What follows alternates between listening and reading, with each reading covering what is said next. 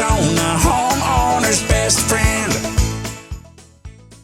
Let's cover the importance of our coolant in our system before. I want to make sure we cover that, because that can be an area. Some contractors can use that as they need to, like, 20% more on their invoice that they need to create. Yeah, and the Freon charge, it should be to the manufacturer's specifications. So if we take the side plate off the condenser, they'll have a chart. Each manufacturer will have a chart depending on the temperature and the size of the unit, what the Freon charge should be. That's what we want to charge to.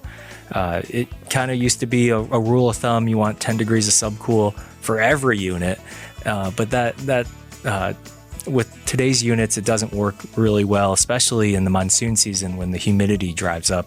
It's going to throw your subcool and the way the system operates off by quite a bit.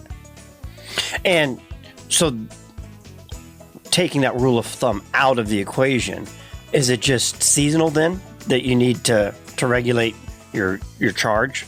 Good question. It's dependent on the existing temperature and the size of the unit. You could measure humidity and wet bulb temperature and get the real capacity of the system. But we just go off of the nameplate data, what the manufacturer tells us. And when you're measuring that, it's by poundage, by pressure?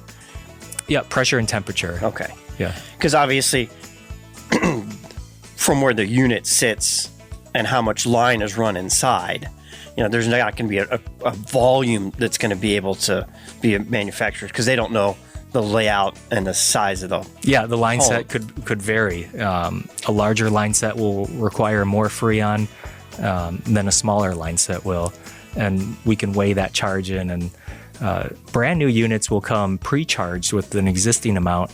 Typically, that's a little light, and we need to add some. But you only know once you start measuring it.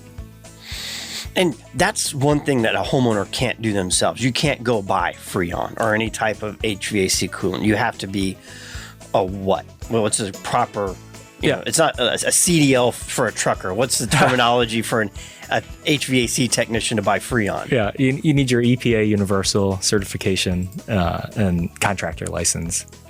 And there's training that we have, and you could hurt yourself and kill the unit. So not something I'd suggest trying yourself.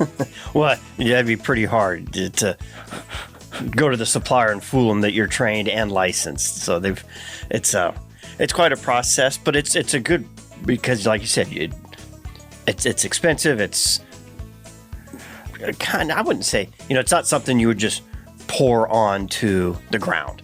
It's not. Oh yeah. And there's environmental regulations. You can't pour it on the ground. You have to recover it, and that has to be properly disposed of. Rosie on the house, every Arizona homeowner's best friend.